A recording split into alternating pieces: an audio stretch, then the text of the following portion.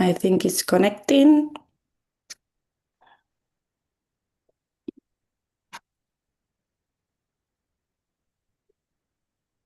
Okay. Okay, we are live. I'm going to copy the link. What's the name?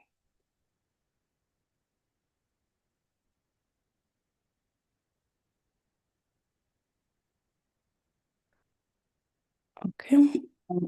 Yeah. Okay. Good.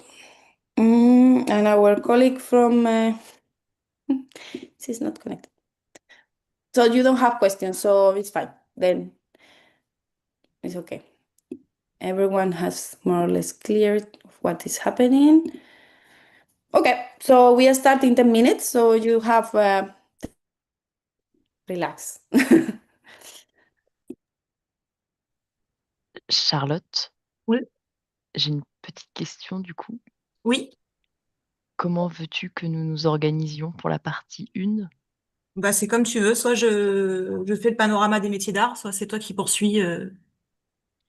Dis-moi, c'est vraiment comme tu veux. Moi, je peux prendre le relais, il n'y a aucun souci. On peut rester sur ce qu'on avait fait ou pas. Voilà, c'est en fonction de tes envies, comme c'est plus, peut-être plus, Euh, on va dire que ça correspond peut-être plus aux enjeux de ton service. Après, je sais pas, hein, c'était ok. plus par rapport à ça, comme Eh bah ok, bah non, mais je fais donc la partie 1, Ok, Art and Craft, ok, et tu enchaînes après What is the CMQ. très Ok. bien. Sorry for this little time organization.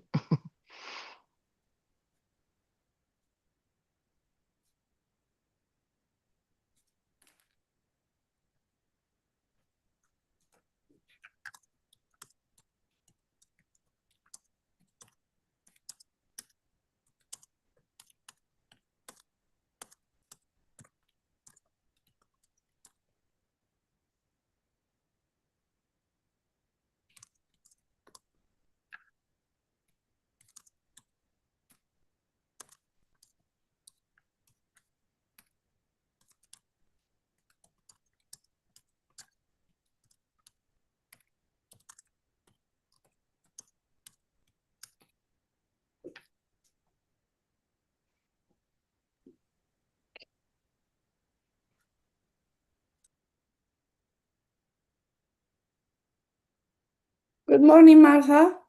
How are you? Hello. Hi. I am Alicia. How are you doing? Nice to meet you. Yeah, well, sorry for the lateness. My computer decided it was going to crash every 3 minutes and then not load Zoom and, all the I things. think everyone is tired at the end of the year, even Even the technology. So thank you for joining us. We are here all the regional speakers that will speak after your presentation. I will give you the rights to share your screen so we can test as you had some technical issues. Maybe we can just quickly test. Yeah, that's a very good idea. Mm-hmm. Oh. Okay, so I'm hoping you can see Mm-hmm. that. Yeah. Hopefully in full screen too. Mm-hmm. Yeah. Yeah. Perfect. So Great. that works. It's good. Right. Yeah, so we have speakers from Centre-Val de Loire, the French region, from Tuscany region, and from Catalonia. So there will be speaking. Actually, we are almost all women, only Felipe from Catalonia. So yeah, I'm really pleased to have you all in our last webinar. I will be this time moderating because the person who was supposed to be here is feeling unwell. So I will be walking you through the discussions. After your presentation, Martha, I will be opening the floor if someone wants to ask something and so on. Or even if the regional speakers want to ask questions to Martha, don't hesitate to do so. And I think that's all. I think I'm going to take now one screenshot for my communications, if you agree. So everyone is on the screen. Okay, perfect. If this let me to take the screenshot. No, I can. Why is maybe it's because I'm wait.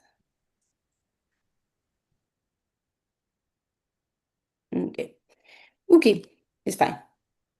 So I'm web streaming the webinar, and after the webinar, we will be sharing all the documentation with the speakers. I hope that's okay with you. I guess it's fine. Okay. And we normally create like a fact sheet summarizing a bit the discussion. So yeah, so you will see. Okay. Felit, I don't manage to take the screenshot. Maybe you can do it if it's okay. Thank you. So I'm here with my colleague Felit, sorry, and we are the two from the Secretariat of EARLALL, that is the European Association of Local and Regional Authorities. I didn't mention this because I give it for granted. Okay. So thank you, Felit. I will be starting to admit all the participants so we can start on time. Okay. Voilà.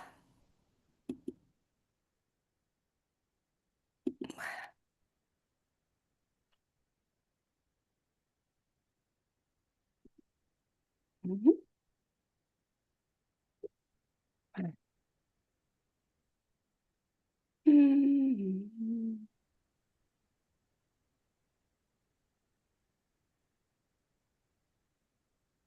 Okay. Wait, I have more people asking for the link. Hello. Good morning, everyone. Okay, we will start at 10.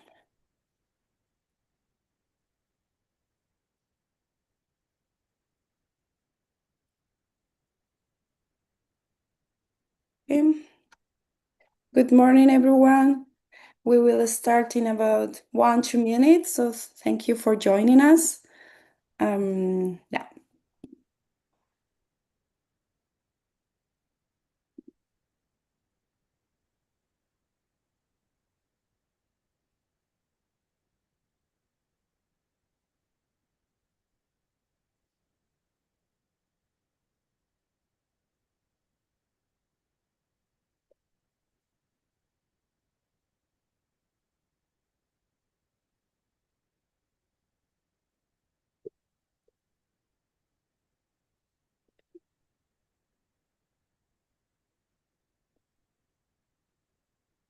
Mm,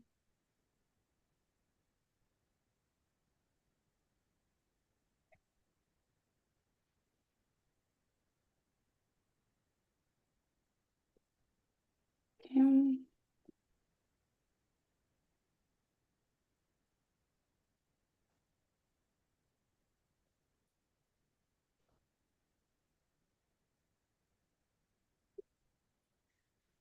Okay, so good morning, everyone. Welcome to today's webinar, which will be focused on understanding the skills, challenges, and opportunities in the applied arts and craftsmanship sector across the European regions. This is a cornerstone of Europe's cultural identity and regional economies, and also the commitment that they have with our cultural heritage, creativity, and technical excellence. As the sector today is facing major challenges such as digitalization, sustainability, generational renewal, skills development has become a crucial discussion on how to improve this. This webinar today is organized by EARLALL, the European Association of Local and Regional Authorities in Lifelong Learning, in the context of its working group of skills and labor market. And my name is Alicia Gaman. I'm the communication manager of the association, and today I will be your moderator. And as such, I will ask you to please to mute your microphone, and also to don't hesitate to ask your questions in the chat. Also, we have asked some questions. You have asked some questions in the registration form, and we have taken note of those. Also, just to say that the webinar is being recorded, so everyone will have access to the material after. Also, we will be sharing the presentations, and we will create a fact sheet summary in the discussion.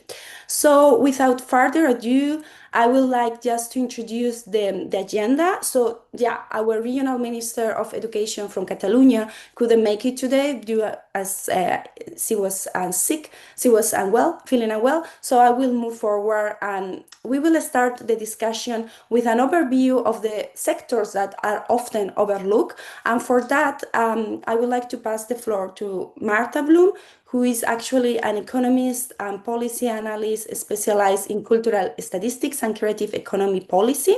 Martha also co-leads the OECD informal expert group on cultural statistics, as well as coordinating the OECD Global Event Knowledge Exchange community.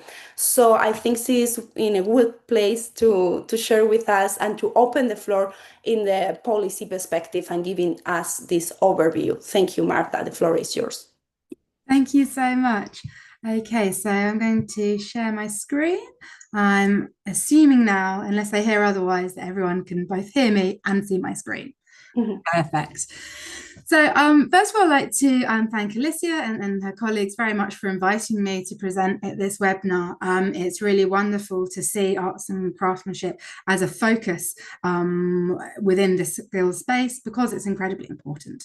So as Alicia just mentioned, my name is Martha Bloom. I'm an economist at the OECD. I'm in the Centre for Entrepreneurship, SMEs, Regions and Cities. So you'll see that when we look at culture and creative sectors, it's housed within this sort of broader centre, looking at entrepreneurship, but also looking at the regional and local dimension. So today I'm going to take you through, hopefully if I can get the next slide, there we go.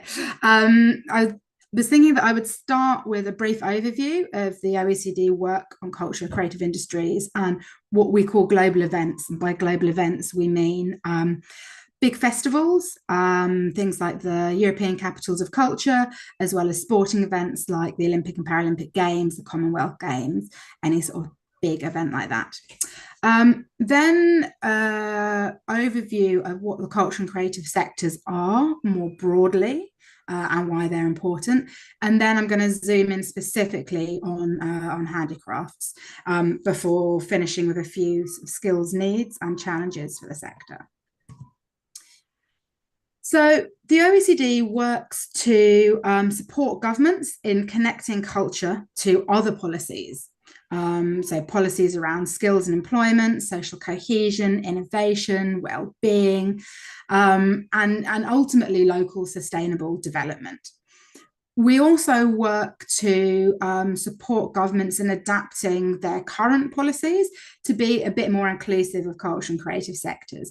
So that means things around employment, around social protection, around innovation and entrepreneurship. How can governments tailor those policies to enable cultural and creative sector businesses and organisations to best capitalise on them? And of course, with the OECD, so we work a lot on statistics, on improving internationally comparable statistics. And this isn't just an intellectual exercise, right? The reason that we work on internationally comparable statistics is so that governments, policymakers, and the sector itself can really understand what's going on. So from the sector side, so they can advocate for themselves. So as a practitioner, you could say, look, my business is part of a sector that contributes this much to society, that contributes this much to the economy, right? So it's important not just for policy making, but also for sort of advocacy to have these internationally comparable statistics. And then, as I mentioned, we also work to support governments in leveraging large-scale cultural, sporting and business events as catalysts for broader local development strategies. So how we do all of that, we do a lot of data work. We conduct country and regional reviews. So you'll see a few of the reviews here on the screen we've done over the last couple of years. We're part of what we call global dialogue, which means that we support G20, G7, other sort of global initiatives. We do a lot of work on standard setting, guides and toolkits. So you'll see here our guide for museums and local government at the back, which I believe is in Italian, this one. I think it's in 10 different languages now. We also have guides on the global events space. So we have a recommendation on global events, which is a sort of soft legal instrument that countries adhere to. And we have also just last year published very specific guidance on how to measure the impact of global events. And we're really pleased that the Paris Olympics were the first big international event to use our guidance, and the guidance is now being used by Milano Cortina for the Winter Games and will be used for all future Olympic Games moving forward. And then finally, we run capacity building. We have a sister centre in Trento in Italy. And through that centre, each year we run a summer school for practitioners and policymakers. And you'll see on the screen here just a few of the themes that we've covered in the last few years. So that's a little bit about us, how we approach culture and creative sectors. Why do we do that? Why do we care at all as the OECD? OECD, very economic development. Why do we care about culture and creative sectors? Why are they important? Well, primarily they create a lot of employment. So culture and creative sector workers account for 1 in 20 jobs in some OECD countries and up to 1 in 10 jobs in some regions. And these the regions with the highest proportion of culture and creative workers are very typically capital regions. Around 7% of all businesses in the OECD are in culture and creative sectors, and they generate over 2% of GVA on average. Across Europe, that GVA is higher. It's actually around 5%. Global trade in culture and creative goods has increased by 19% from 2017 to 2022, and trade in creative services has increased by almost 30%, right? So not only are they a big employer and they generate GVA, but they're also taking up an increasing proportion of global trade is in culture and creative goods and services. Unlike most other sectors of the economy, however, they also generate huge amounts of social benefit. This includes impacts on health and well-being, which has now been really well documented, on education, on social inclusion, and they also create a sort of so-called magnet effect. So having a concentration of creative businesses and creative workers in a city or a town makes places more attractive to live, makes places more attractive to work in and to invest in. Oh, and just before I forget, you'll see in the top right of the screen what we mean when we're talking about creative sectors. It includes actually quite a wide variety of types of business. So it includes advertising, publishing, of course, crafts, newspapers and journalism, film and TV, heritage, libraries, museums, radio, theatre, video games, and of course, visual arts. So it's quite a varied sector. And that's one of the reasons why it's quite different to other sectors of the economy structurally. So overall, it's far smaller businesses. So 99.9% of all culture and creative sector firms are MSMEs. And including within that, 96.1% of all culture and creative industries firms are micro businesses. So they employ 10 or fewer employees. And that's compared to 92 or 93% in the total business economy. So a far higher proportion of micro businesses and a higher proportion of SMEs. In general, culture and creative sector work is project-based. That means that it's more reliant on freelance workers and more flexible working conditions. As I mentioned, it's very diverse, right? So lots of different types of activity, and that also includes lots of different types of business models. So if you think about an advertising agency, an international advertising agency versus a tiny local museum that's supported entirely by local government, completely different business models, right? And a lot of the value generated by culture and creative sectors is based on intangible assets.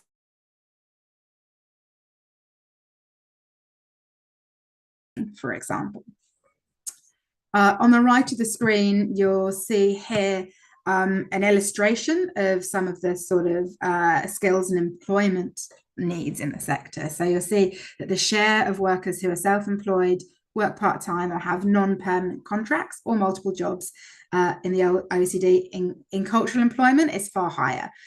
So almost double the proportion of self-employed people, a far higher proportion of part-time workers, those on non-permanent contracts, and those with multiple jobs. So work in culture and creative sectors is, largely speaking, a lot more precarious than in other sectors. All right, so that's the sector as a whole, the broad sector. What about arts and crafts specifically? So I thought it was helpful to just make you aware before I go into some of the statistics, what the statistics relate to, because they don't relate to the full sector necessarily. There's parts of applied visual arts, for example, performing arts, which are not included in this. But when we look at occupations, you'll see that the category handicraft and printing workers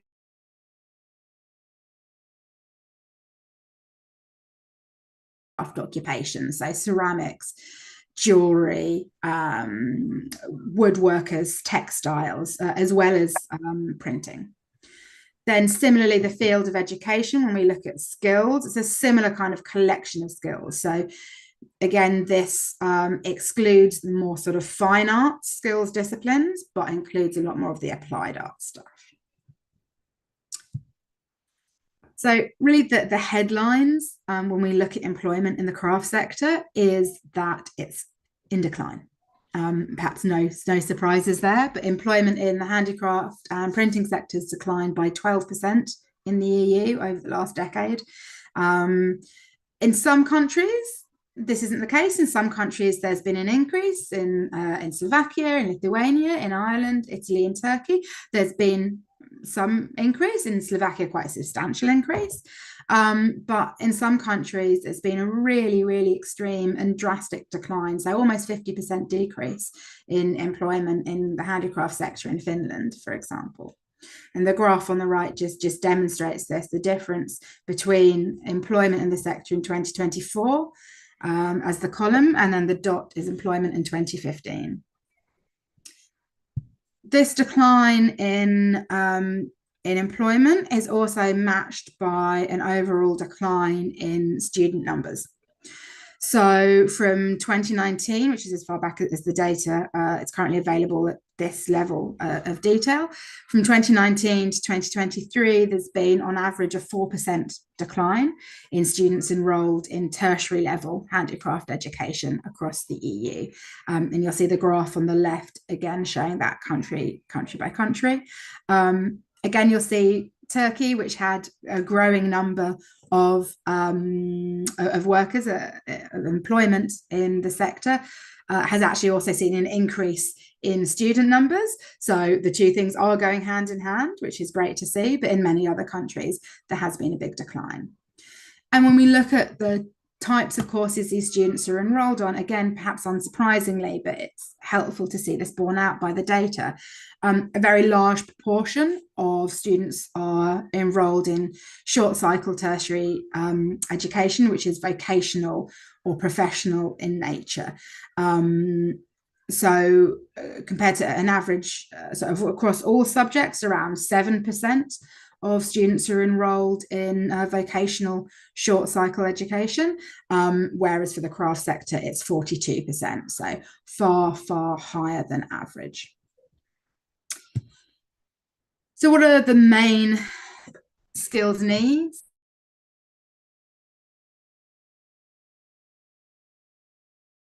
Right, rather than decreasing, what are the main challenges? Well, as was mentioned briefly in the introduction, demographic change is a big issue. It means that there are fewer young people to take up craft sectors and more old artisans who are retiring. Alongside this, and very heavily linked to this, is a movement of people out of rural areas towards urban cities, which risks losing a lot of this very traditional skills base, which is often quite place linked. So projections from the CED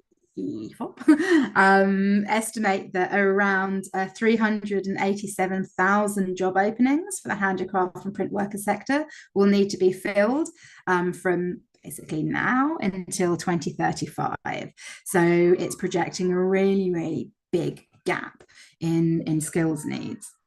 And the funding landscape to support arts and crafts is also decreasing. So at the same time as you're having this skills decline and this lack of new people coming in, you're also having a general landscape of defunding or lowering of funding. And of course, increased digitization, which represents a potentially really great opportunity to access new markets, but also requires additional skills. And what you'll see here on the right is the results of a survey conducted by the European Craft Alliance. And they asked what make the craft sector more resilient.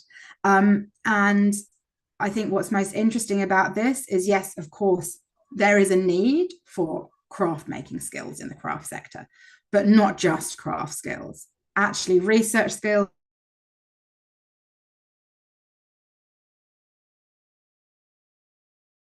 especially, are even higher for some craft workers than the craft skills themselves. So this really outlines the need for a well-rounded approach to this to upskilling of the craft sector. And I think I'm maybe even a little bit over time, so I will leave it there. But I welcome any questions, and thank you very much for your time.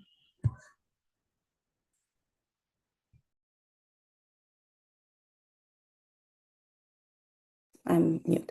Thank you so much, Martha, for the presentation and for giving this complete, I think, overview of about the sector, how we are doing right now. And I see like many of the things that I say in my introduction are related to this presentation, like these demographic challenges. But I don't know if someone has some questions that you would like to ask to Martha right now. You can either write them in the chat or we can open the floor. Otherwise, I can break the ice as well. Okay, so maybe I can ask because I was really looking into this the pattern of the countries that they are decreasing the percentage of the applied arts in their countries like Finland and all of that. You think I don't know if you have looked the reasons why this is decreasing, and also maybe we see how Turkey is increasing. So I'm wondering if it's decreasing, for instance, in the European countries, and they are transferring the things that they used to produce to a third country. As you are in the OECD, having more a global perspective, maybe, I mean, the feeling that we all have, no, that the other countries are taking over this. If you have any comments or any data on this as well. That's a great question. So we don't have any data specifically on this. I mean, there is some data on, in general, sort of creative goods and the movement around Europe. I think that for some countries, and perhaps some of the ones that are more in decline, part of it is a focus more towards new technologies and digitization and more of the sort of creative parts of the creative industries. Whereas I think, I mean, so Turkey is, doing amazingly. And I think that part of that is maybe also down to a focus on promoting and preserving cultural heritage, as well as seeing it as an important aspect actually of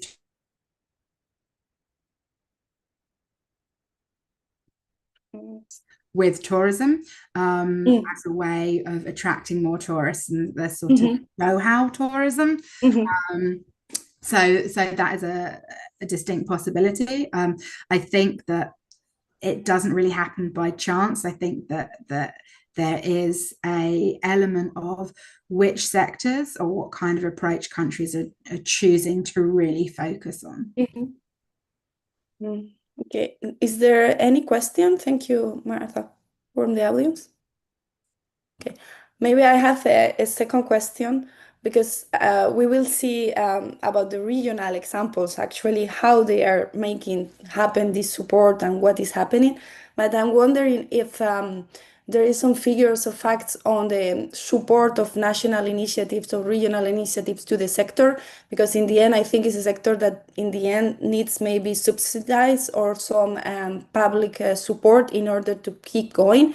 And you have so that actually there is a need for the sector, that there will be jobs and there will be people needed. So I'm wondering if if there are some national strategies on this or not. Maybe it's too a specific question.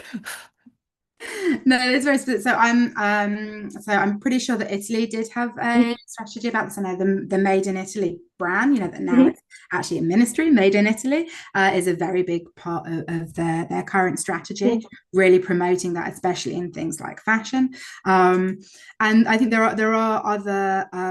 So it's really great to see the regional examples, because I think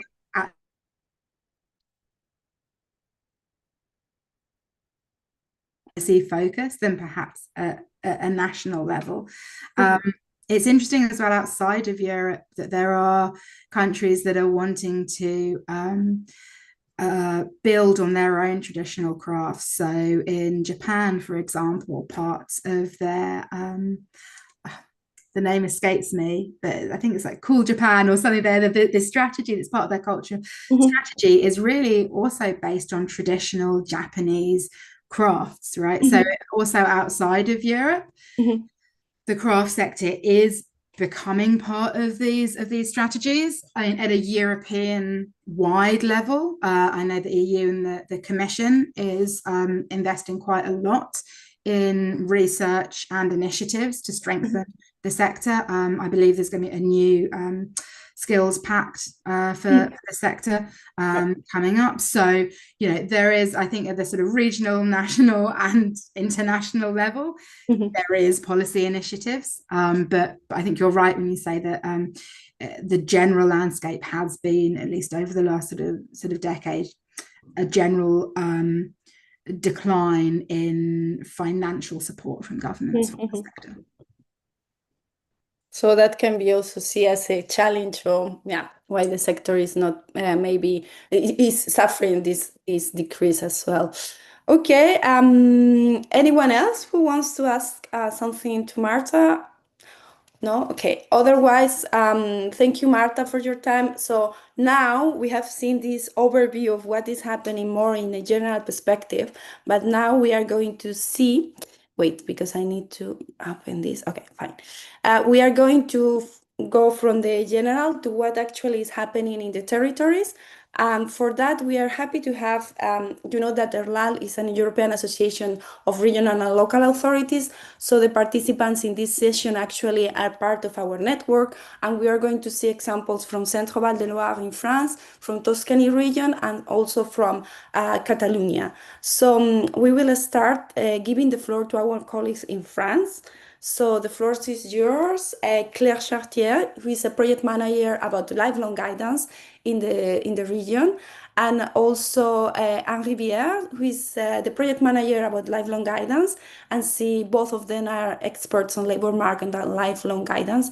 And also you, Martha, you mentioned the European Capital of Culture, and we are really pleased that actually Centre-Val de Loire City Bourges will be the European Capital of Culture in 2028, and Henri Bier actually is in charge as well of that. So Claire, I think it's yours first taking the floor, so I pass you, or Yeah.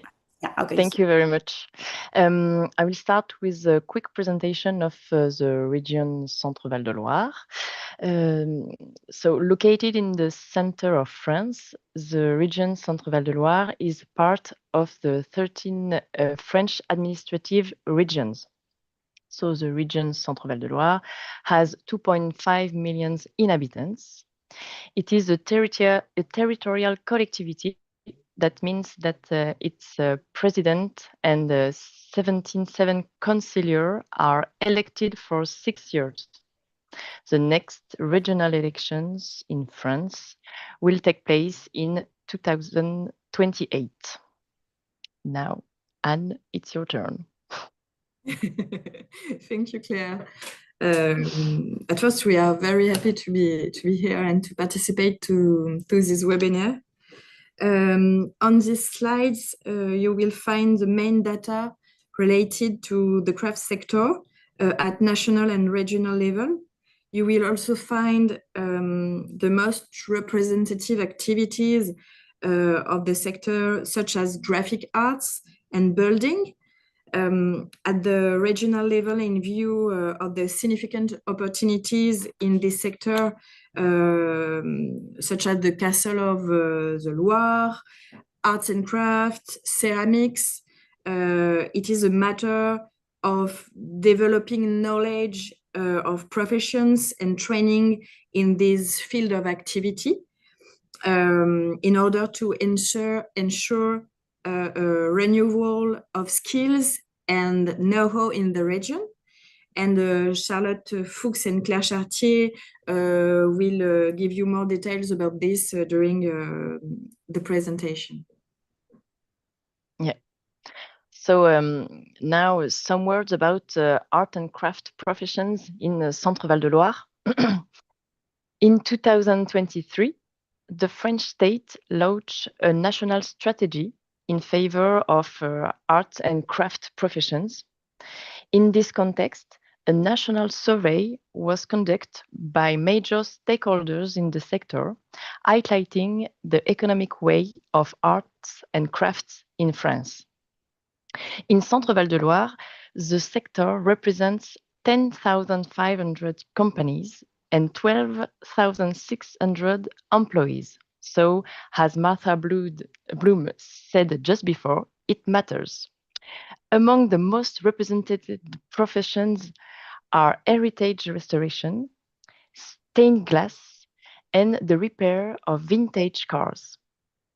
In 2024, 1,660 young people were enrolled in the art and crafts and design pathway, in addition to nearly 1,030 learners in professions related to heritage restoration. The sector faces major challenges such as digital transition, involving regulations on materials, sustainable development, the aging of artisans, and the attractiveness of these professions to young people. So Charlotte, this is your turn.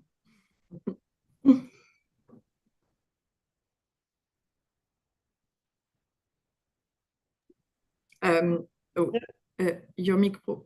Ton micro. Hello, I'm happy to be here. I'm the project manager of the Campus d'Excellence PatMat. So what is the campus? Thank you very much.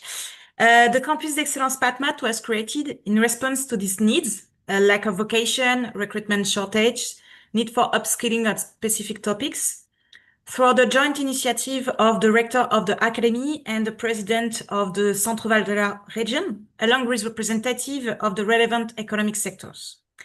The term Campus des métiers et des qualifications, which means a hub of vocational excellence, refers to an interministerial label created in 2013. Today, there are 121 Campus des métiers et des qualifications in France, whose mission is to bring together training stakeholders and professionals around strategic sectors for the French economy and at the regional or local level.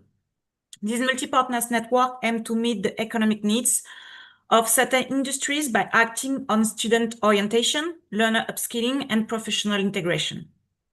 And in Centre-Val de Loire, there are 3 Campus des métiers et des qualifications, one in cosmetics and pharmaceuticals, one in digital technology, and one in heritage and arts and craft, namely PatMat.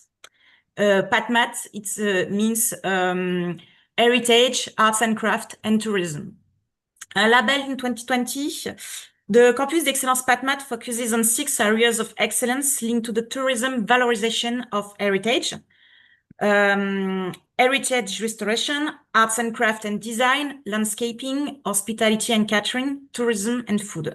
And the scope is tied to the region tourism economy strategy, which promotes nature and cultural tourism, where history, lifestyle, gastronomy, and artisanal know-how play an important role. And it brings together 163 partners, and it's currently developing around 42 projects. Please, next slide, please. Thank you very much. And next. Permit. Okay. Thank you very much. The attractiveness of professions is a major axis of the Campus d'Excellence PatMat, as the arts and craft professions remain little known to middle school students. With the aging of artisans, it's important to attract young people to training program to ensure the transmission of artisanal know. It's a very important topic. PatMat works closely with the Centre Val de Loire region to present these professions to young audiences by mobilizing its network through innovative actions. Since 2020, in partnership with the small rural town of Mosnes, the Campus d'Excellence PatMat partners have organized the Rencontre des Savoir-Faire. It's a meeting in the park of a chateau outdoors. About 500 middle school students aged 11 to 15 are welcomed by artisans and training institutions to discover craft in a fun way. In small groups, we can see on the picture, they take part in practical workshops like making a leather wallet, stone carving, cooking, attend demonstrations of rare professions, and play games about trades. Between 2022 and 2025, 2,110 young people benefited from the program. 27 campus partners, like vocational schools, companies, participated at least once in the Rencontre des Savoir-Faire. Thank you very much. And then the métier en scène.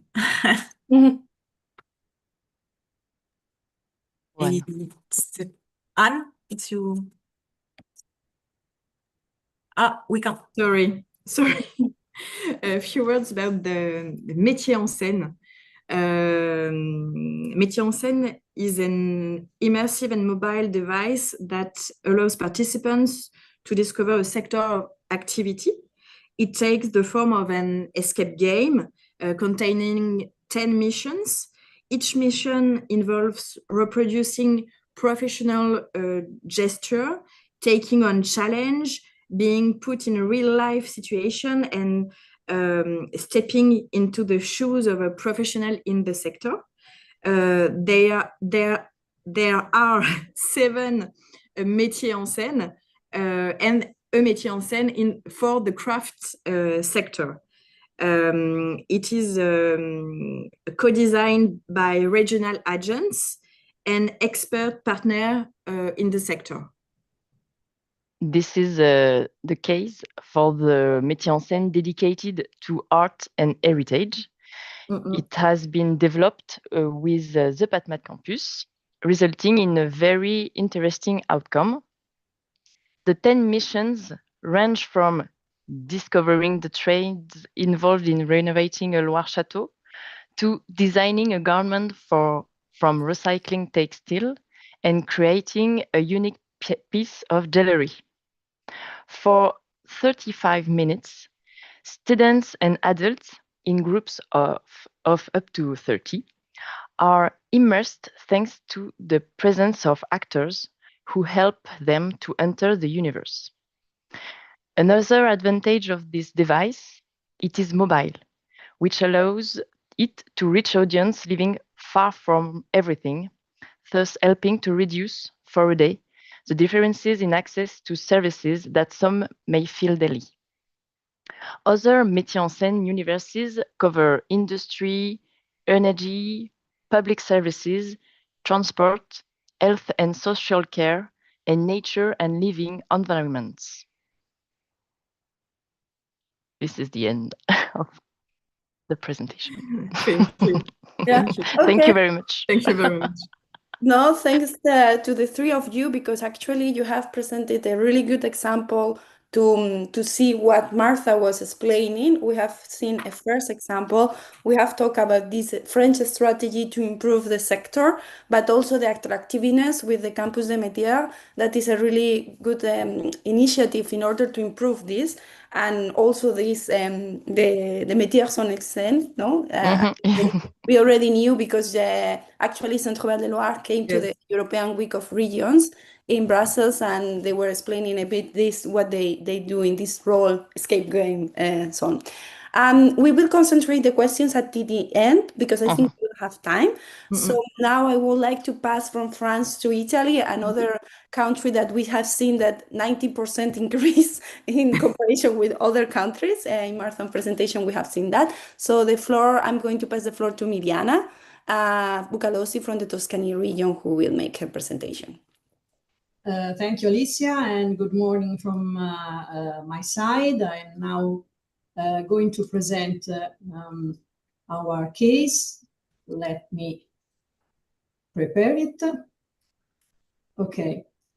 I think now you can see the cover of this presentation, and I move in it presenting our region. As you can see, we are located in central Italy, and our population is more than 3,500,000 inhabitants.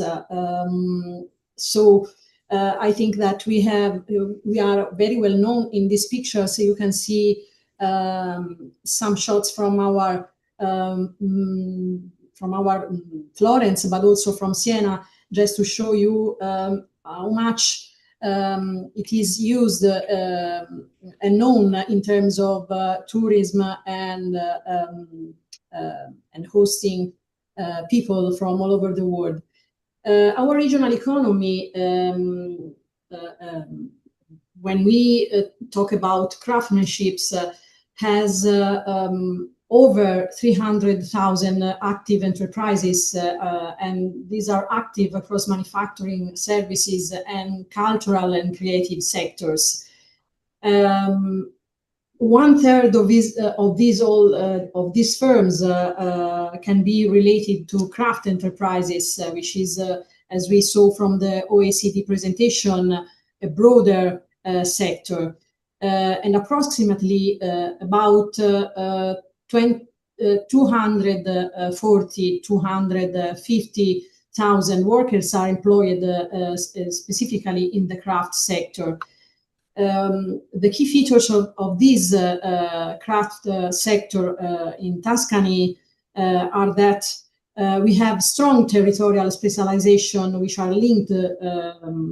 which links economic activity, but also cultural heritage, and also the regional attractiveness is something that we have to consider. But even if we have some structural pressures in the last years, we have also evidence of the resilience of this sector. This was something for the broader craftsmanship sector, but we have also to consider the specificity of artistic and traditional craftsmanship across Tuscany, which is made this way. About 100,000 workers, 13 different production sectors. So we can say that they are specialization within the artistic and traditional craftsmanship sector, and more than 20,000 enterprises, including 13,000 micro enterprises and 5,900 enterprises, which are employing between 4 and 15 workers. Coming to the key specializations, here in this slide, we try to group them in these subgroups. We have a specialization on fashion and textile, which are located mainly in the Prato area, which is close to the suburban Florence area. Leather goods in Santa Croce sull'Arno, and we have also ceramics and terracotta from Montelupo Fiorentino in Pruneta, and also in the Siena countryside in Pienza. This combining traditional techniques with contemporary artistic and design practices. We have a specialization on stone and metal craftsmanship in Carrara, or the alabaster in Volterra. We have also wrought iron in Casentino, and Arezzo is well known for gold and jewelry.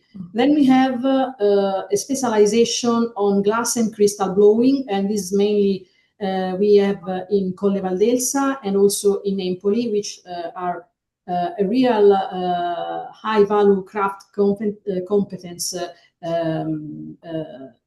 professionals, but this is something very rare across our territory. Last but not least, we have paper and wood crafts, which are marble paper and artistic bookbinding in Florence. Just to let you know about the key specialization and their policy relevance, all these specialization, they works as local skills ecosystems, and we have to consider that the transmission of knowledge that we have is mainly work-based. So we have also to consider the intergenerational continuity, and these are two aspects that are critical for long-term sustainability and innovation of these sectors. What are the key structural challenges? As you may understand, we have a limited transmission of skills and know-how. This is the major structural weakness of this craftsmanship sector. And we have low rates of new business creation. This is constraining sectoral renewal and long-term sustainability.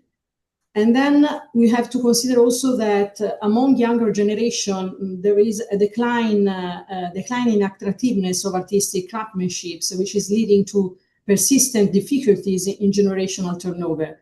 So from a policy point of view, we have some implication. The first is that we have to address these challenges, and these require modernizing the image of craftsmanship, so also enhancing its visibility and relevance for younger generation. And then the strategic use of innovative and widely adopted communication channels, which we think is essential to support engagement, awareness, and access. Also, the digitalization that was mentioned in the OECD presentation is something that we should consider.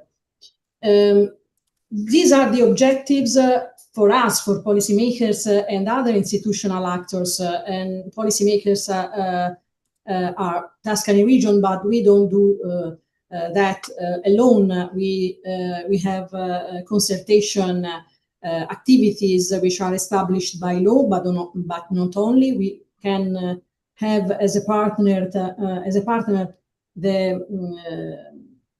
the organization of the companies which belongs to the sector, and they created in 1987 Artex, which is the Tuscan Center for Artistic and Traditional Craftsmanships, and this was an initiative that belongs to Confartigianato and CNA, which is the two biggest organization of the sector.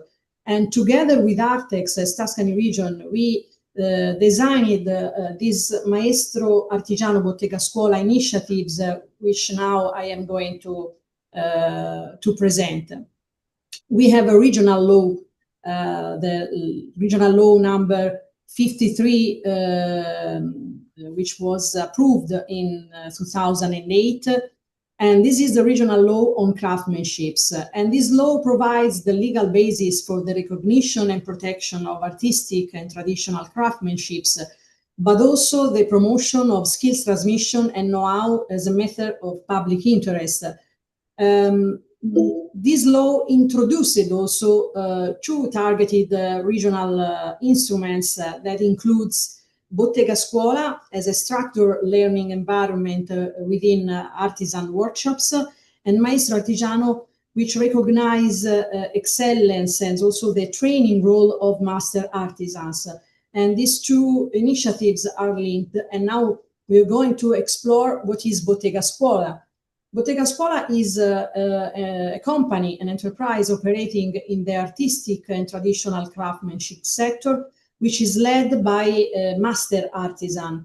To be Bottega Scuola, the owners or partners of a Tuscan enterprise should be registered in the Register of Craft Enterprises within the local Chamber of Commerce, and the activity of the Bottega Scuola should be included in the list of artistic of traditional crafts that Tuscany region approved together with the law I was mentioning before. Then they should have professional experience from 5 up to 10 years in the specific sector in which they are operating. And of course, the master, which is leading this company, should have an aptitude for teaching and transmitting the craft. And to be recognized as a bottega scuola, this kind of companies must be led by a master artisan whose professional expertise is formally also recognized on the basis of experience and skills within the Chamber of Commerce. What kind of activities a bottega scuola could develop? They can carry out training activities within the specific sector of artistic and traditional craftsmanship they represent, in accordance to the other regional law, which is the 32 of 2002, which is the framework law for education, vocational education and training, guidance, and also employment. So a bottega scuola is acting like a vet provider, and they are accredited to our regional vocational education and training system. So training pathways could be financed also by the region or by other entities which are public and formally recognized in accordance to the framework law I was mentioning before. In this slide, in brief, just a short presentation of the training curriculum. Each training should be linked to the professional standard within the regional qualification framework, and the duration of these pathways are different because they are based on the level of complexity that the professional should be targeted to. So we can go by a minimum of 6 months to a maximum to 24 months. At the end of the training, the people attending these pathways, they achieve a certification of competencies, which is a part of the biggest qualification, or the entire qualification. It depends on the duration of the training. The methodologies are work-based at all, that they are work-based, so this is a work-based and workplace learning. The learning is provided by the master of the bottega scuola, and mainly we can say that this is a pedagogical model one-to-one. They have to provide also to some services, and they are guidance, tutoring, mentoring, of course, the evaluation of the competence and skills that are achieved within these pathways. And so, as you can understand, we have some experts which are involved in this training, which are mentor, expert in evaluation of skills, not only the maestro artigiano, which is the master of the bottega scuola. This model is organized this way. First phase is a selection of the students and the matching with the bottega scuola. So this is typical of each vocational training pathway. Then they have to define and sign the training agreement with the bottega scuola and the master. And then we had not the testing of the training model, but the provision of the training, which I already presented. At the end, during the training, but also at the end of the training, we have the ongoing test, but also the final exam with the certification. And coming to the key challenges that we've experienced across the policy cycle for this bottega scuola instruments during its implementation, I represented it in this slide because I think that it's interesting not only to present a specific policy, but also discuss about the challenges that we encountered. A first block of challenges are related to policy design phase. As you may understand, we are asking to small and medium enterprises to be a place where they provide for such a training, but to provide that also for the financing tools that they are requested to use, we discovered that there is a limited administrative capacity of the masters artisans in preparing funding applications or including application forms and financial plans. And also we discovered that there is, until now, a little bit of misalignment between the standard funding procedures and the specific features of craft-based micro-scale training environments. For example, this is something that is related to the last block, the system level coherence with the regional qualification framework. In terms of implementation and management phase, we have we discovered some legal and regulatory constraints that are related to the status of the workshop and also to the rules that we are requested to respect when we finance this kind of activities by means of European Social Fund. Then we have encountered some reporting and accountability phase issues because of the complexities of the standard from the European Social Fund when we ask them to be ready to ask for funding to support this kind of training. And so because of these challenges, we are now thinking about a different model which can be delivered in parallel with the Bottega Scuola policy. And we are going towards these living heritage enterprises. And this is also a matter of different business models across the craftsmanship companies.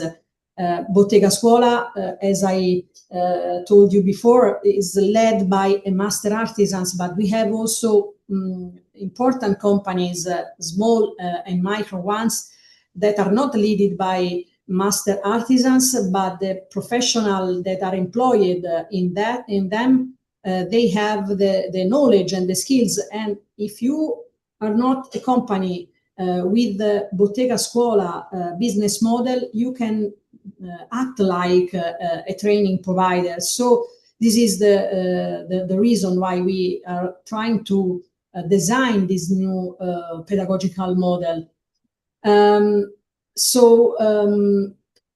This gap is particularly evident in sectors such as an example, but we have many other, crystal and blown glass, where these highly specialized skills are held by expert workers. And these workers, they are neither enterprise owners or eligible to become master artisans because they are not the owner of a company. So this situation is transversal across the sector. And the model, of course, should be, in our vision, linked to some other initiatives from the EU level. And just to have this last slide, I leave you with this suggestion, which is to work strictly on geographical indication for craft and industrial products. So you know that we have an EU regulation on that, because this is allowing us to strengthen the legal link between territory, know-how, and product quality. The effective implementation of this kind of regulation relies on the preservation and transmission of specialized skills. So they are often so embedded in enterprises and workforces rather than informal qualification. And regional training tools like such as Bottega Scuola or Maestro Artigiano, Bottega Scuola, and Living Heritage Enterprises can contribute to ensure the long-term sustainability of the geographical indication for craft and industrial products value chains, supporting the skills continuity and generational renewal. So, and this is the closing part of the slide and my presentation. For us, skill governance is also something that becomes a key enabling factor for making these non-agricultural GIs effective and resilient over time. So these are my contacts, and I am open to your question if you have it. Thank you so much, Miriana. I think you flagged up a lot of example. I mean, the example of the Artex is a really good example on also how we can cooperate with the world of work and how to create these local ecosystems in order to enhance more the craftsmanship sector. I'm going to pass the floor now to our Catalan colleagues. And as I was saying, we will be opening the floor for questions after the presentation. So I see there is one no, okay. So I will now share my screen and pass the floor to our colleagues from Catalonia, and then we will open the floor for questions, because I'm sure that after all this information, many of you have questions. So I'm going to pass the floor to Felipe Vidal Auladel and Agnes Basserman Olivet. Philippe works is the director of the Llollat School of Art and Design in Barcelona, and Agnes is architect with a degree on architecture from the Barcelona University, and she also studied artistic jewelry at the School of Art and Design La Massana in Barcelona. So she's currently a professor of contemporary jewelry project at the same school as Philippe. So I'm going to pass you the floor, and you can tell me when you want to change the slides. I already like the picture of Agnes that she's showing us in practice what her job is about, no? Okay, the floor is yours, please. Okay, thank you very much, and good morning, everyone. Thank you for having us in this webinar. Agnes, who is a coordinator of jewelry studies, as you have said, and myself will introduce you a project called Aliatges. But first of all, let me give you some words on the context of the projects. Because at the Llollat School of Art and Design, we share the vision of our government that arts and crafts are a living heritage that have to evolve towards what we call the arts and crafts of the 21st century.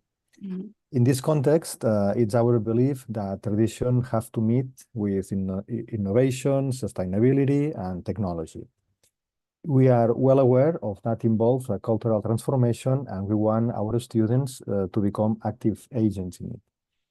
And for that reason, we focus our studies on three key pillars: professionalization, teamwork, and real-world projects. These principles come to life through several initiatives. Can you pass the slide, please? Okay, thank you. Two of them are the Creative Talent and the Cooper Art project. The first one links schools with companies in real production. Students receive a briefing and they have to develop the project with the help of the companies. And the second project, Cooper Art, develops commissions with social and community purpose. The key point here is that both projects allow students to experience the full creative process from the concept to materialization by means of an interdisciplinary collaboration. And on the other hand, we also work hard to give visibility to emerging talent with several public exhibitions in different spots in the school and outside the school. For instance, the FEMARC exhibition, it's like the translation would be doing art, showcase students' final projects in public spaces every year. Another great example is Rodatge Maleït, a project developed in collaboration with the Sitges Film Festival. Here, students design sets, costumes, and visual elements integrating technologies such as 3D printing and augmented reality. All of these experiences show that contemporary craftsmanship is not only about preserving tradition, but it's about research, technology, and applied creativity. And well, all this brings us to aliages, and I pass the word to Agnes, and we can pass down. Okay. Okay, hello, good the next morning one, to please. everyone. Okay, can you pass the slide, please, to the next one? Okay, thank you very much. Okay. Okay, good morning to everyone. Can you hear me? Yes. Okay, perfect.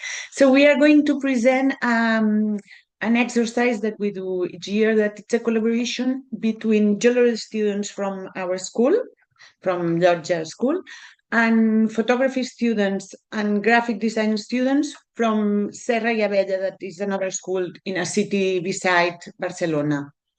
So it's a collaboration between different schools and different disciplines. First of all, the jewelry students, our jewelry students, based on a commission with an important conceptual weight, must create body pieces, because I prefer to say body pieces than traditional or conventional jewels, that are the materialization of symbolic or emotional ideas.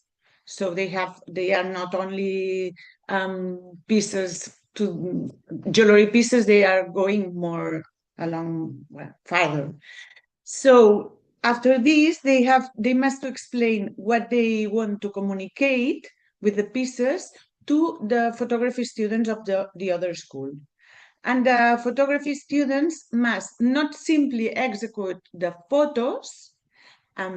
Sorry, Alicia, can you pass the next? Yes, well, this is we are working because we met each other, each group, before anything, and then the jewelry students must explain the project to the photo students, that, as I said, not simply has to execute the photos, but reinterpret or offer a new reading of the pieces, of the meaning of the jewels. So it's not like a client, it's like more a collaboration work. So this is the process.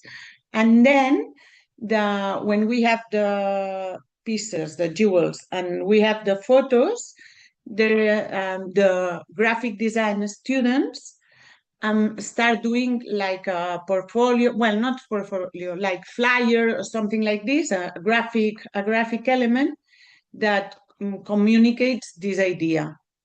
No? So this is the process. But last year, a third school wanted to join us, a third art school, public art school in Barcelona, in another third city, Badalona, and they joined us, and they designed the exhibition, and they designed the typography and all the graphic elements. Alicia, can you pass the... Yes, well, these are examples, the jewels, the photos, these are our exhibition posters, because we made a lot of exhibitions in different places. These are exhibitions, and this is the Aliaja's creation of the brand, that this third school, graphic design of this third school, starts doing. And now we have a website with this mark, and everybody, and of course we have social media, Instagram, this kind of things, and we have also the same typography. We build a brand, and each year we do the collaboration, so it's pretty interesting. These are images of...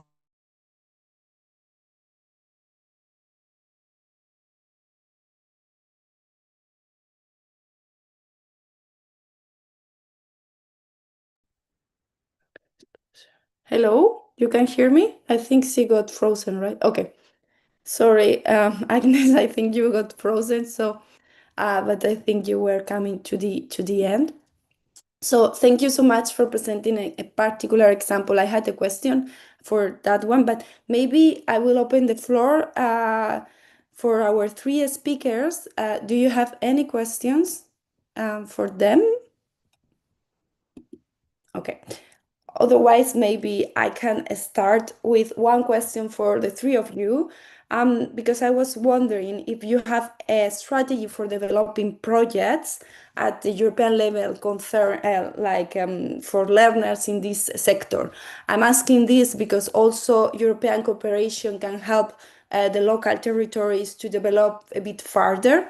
So maybe we can start with you as Centre Val de Loire. I think Charlotte, maybe you can reply to this? Yes, indeed. Since 2022, we have been supporting partnerships between schools of the PatMat campus and Italian schools. And we are currently bringing together partners and preparing an Erasmus Plus application for a project that aims to improve mobility for learners in arts and craft professions and to promote their skills. And we need to submit a KA 220 VET funding application for cooperation partnerships in vocational education and training. And as the name suggests, the project will be driven by a team of several partners that we are currently putting together. We are working with Morocco, Italia, maybe Spain. And our project responds to a real need for learner mobility by encouraging exchanges, organizing meetings, and providing new communication tools. And if you're interested in becoming a partner, we are at your disposal, and it's an open project. Okay, sounds really interesting. Also, that you are cooperating with third countries like Morocco.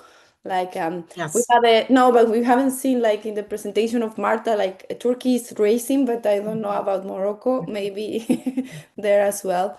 It's the beginning of the project. Yeah. Okay, it's the beginning. Okay. What about in Tuscany region, Miriana? Yeah, we are involved in some project activities, and in last year, in fact, in November, we closed a very huge Erasmus Plus project. It was a Blue Alliance. It was the Charter project.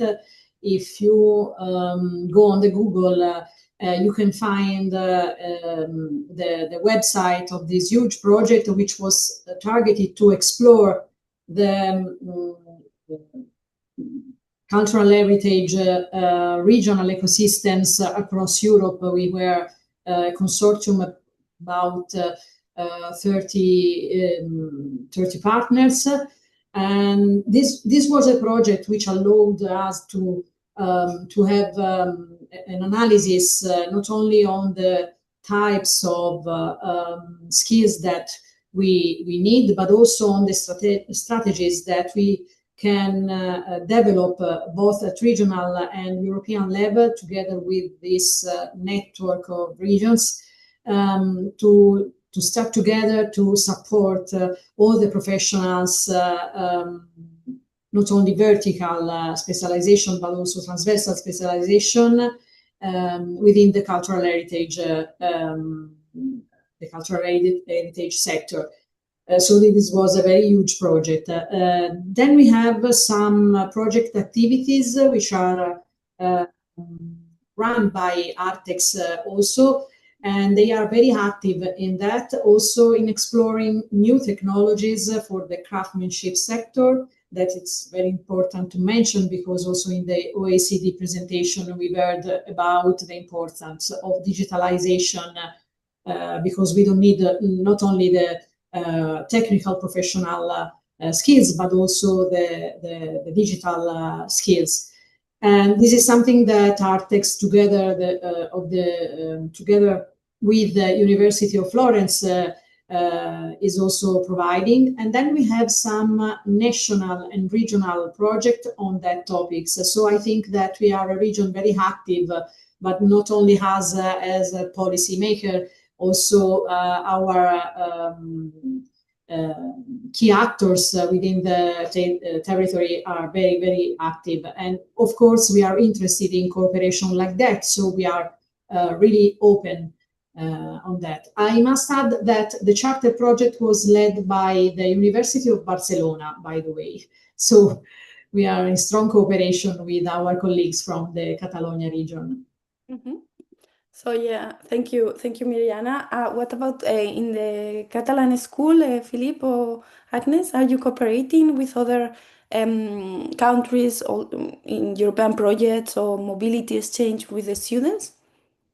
Yes, we have a huge program of that involve cooperation and mainly mobility programs like VIP programs with several schools and universities in Europe, and also every year, we send the students and receive students from all over Europe each year. And this is a very important, it's like an issue for us because we think that it's very, very important not be just close inside our borders, but spread and travel and to learn about other schools Mhm. and so Okay. on. Mhm. Thank you, Philippe. So yeah, cooperation. I think mobility also improve a bit the concept, the skills of the students that we were seeing in the as well in the list of skills that they need for the job is not only about the technical skills but also other transversal skills. Yeah, Emma, you have raised your hand. You can take the floor. Yes, thank you, Alicia. Many thanks to all the presenters. Very interesting presentation and experiences you shared. I have a question that,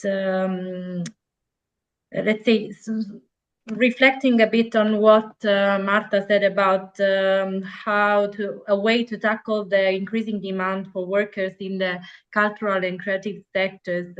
Do the schools or the broader network in which the regional colleagues cooperate offer courses for workers in transition or unemployed workers? Because this could be also a way of responding to a market need and enabling their transition or job shifting because of other, let's say, a different motivation that these people develop during their careers or their professional life.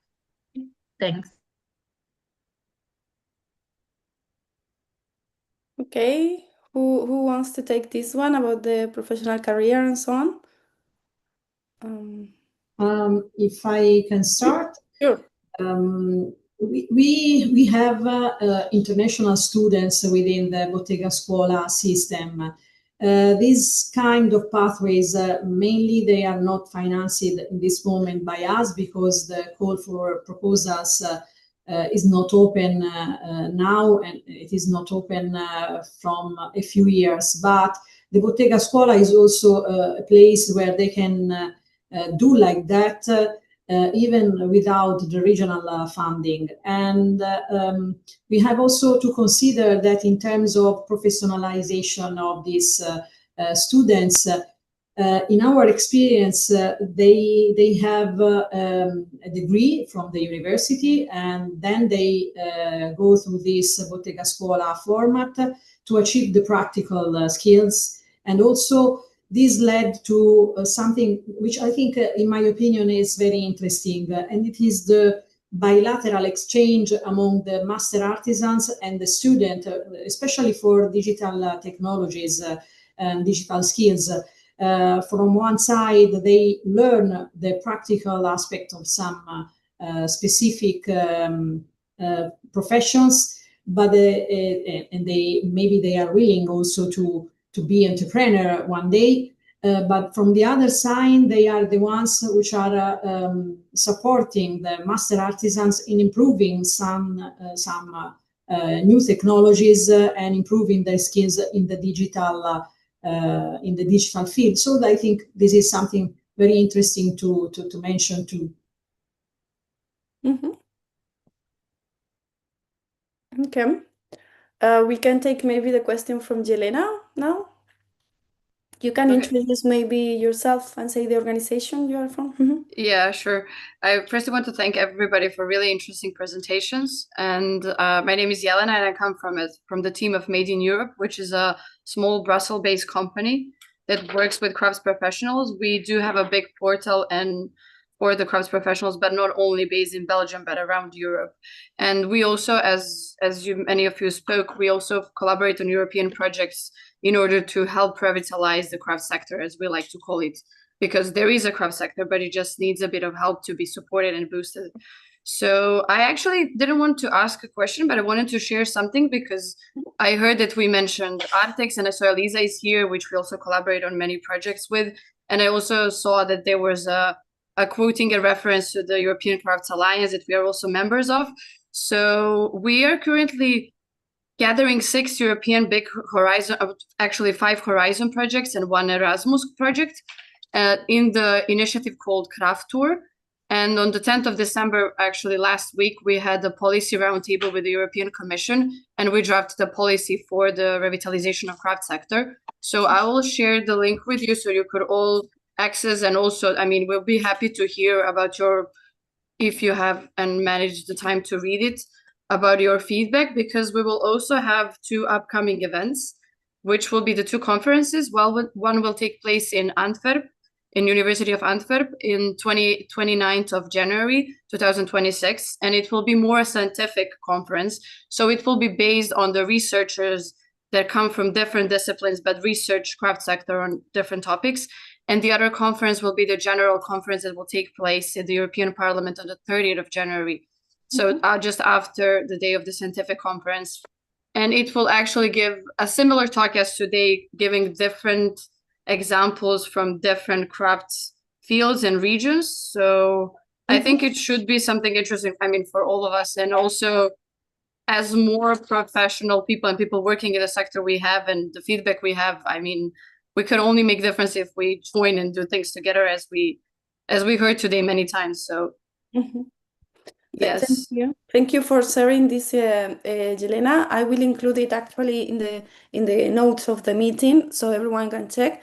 And I saw that you have on 30th of January as well this event at the European Parliament. Which is in Brussels. So yeah, that's why I was checking, so we can have a look and promote it as well. So thank you so much. Another thing that was asked via the registration form is a question regarding the good practices more related to sustainability. We were mentioned at the beginning of the event how digitalization, how green transition is impacted as well in this traditional sector, let's say. So I don't know if you have some examples on more sustainability good practices. This question was asked by Charlotte Eid from EAA. So she's there, but I'm just raising it for you. Now. Something to mention. In my presentation, I presented a profession that also our colleagues from France, they know very well, because together with France, we share among the other regions across Europe this glass blowing activity and profession. But coming to Tuscany, we have crystal blowing. And crystal is made by plum. I don't know how to say it in English, but it is a dangerous part of the preparation of this specific glass. It is brilliant, it is fantastic, it sounds and so on, but it's not sustainable. So our company are now mainly they develop a new material without this component, and this is something which I can relate to the sustainability process, because to be competitive and to be sustainable, they are not using this material anymore. So I think that this is just an example, but we have other example in the ceramic production, also in some other subsector of these huge artistic craftsmanships across Tuscany. It's important to mention how companies are struggling in providing such practices, because we are talking about micro and small enterprises. So something that could support in these practices, companies, maybe we should consider too. Thank you, Miriana, for sharing this. I'm sure they are taking note of this example. And I don't know if you have any good practices on the sector of jewelry, Felipe, in your school. But we have seen a bit of that actually in your presentation. But if you want to comment. Yes, well, I think that sustainability is in our DNA at the school, and we launched not probably a program, but it's like an initiative that it's now just at the start, this course, 25-26. And it consists of it's the idea of recycling between disciplines, because we have a wide range of specialties at the school, like jewelry, pottery, ceramics, and forgery, and we are starting to share what it's not useful in one workshop, in one atelier. Maybe it's useful for another atelier, It's like a practice that we are starting these days, and we guess it's a good it's interesting in that trend. Thank you. I don't know if the French colleagues want to comment on this, the sustainability. Yes, in Centre Val de Loire, the vocational schools of the campus and companies working to tailor training programs to local issues. For example, we are considering training heritage restoration students to identify energy losses in all buildings is a very important subject. Yes, energy losses. Okay. So maybe with this note on sustainability, we are going to just wrap up. I think it was a really interesting discussion because we have time for questions that sometimes is a bit difficult when we have so many speakers. We have go through the cultural heritage. We have seen data from the OECD that show how the countries are doing and where are the main challenges. So.